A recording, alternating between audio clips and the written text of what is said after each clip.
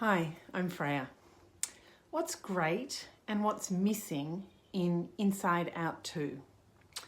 My 19-year-old son went to see Inside Out 2 last week and he came home saying how amazingly good it was and that I had to see it.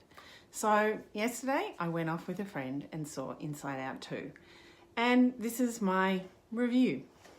So I think it's a really cool movie. I really enjoyed it and I think it's a really, really good description of the effects of puberty on emotions and beliefs. Like, it really does describe in a very entertaining way what happens in the teenage years. So it's a movie that I think all parents of teenagers should see.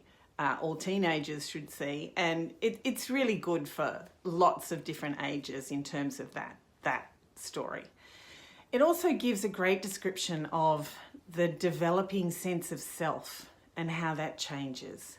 You know, the sense of self is often described as the ego. That's another word we use, right? And it does develop and it does change, particularly during the teenage years.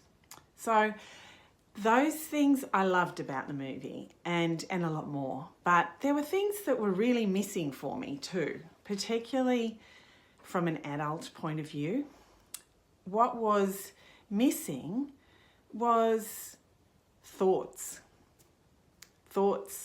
and awareness. The movie is centered around emotions, and in the movie it's like emotions are actually running your life. But in my experience, that's not the case. It's actually thoughts that are most often running people's lives.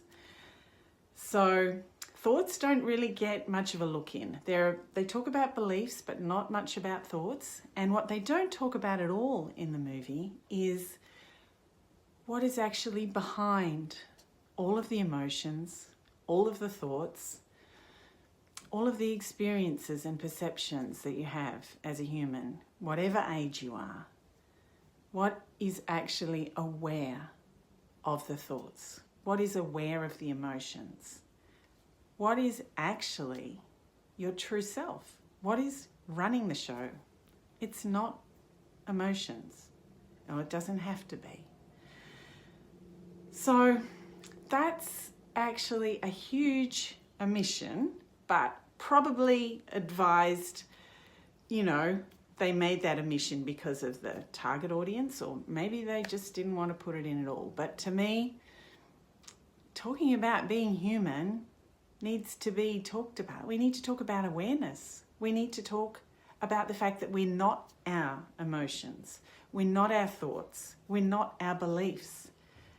We are actually aware of those. We are connected to the source of all that is. We're an expression of divine consciousness, having this human experience, playing out this experience of being this unique, precious person.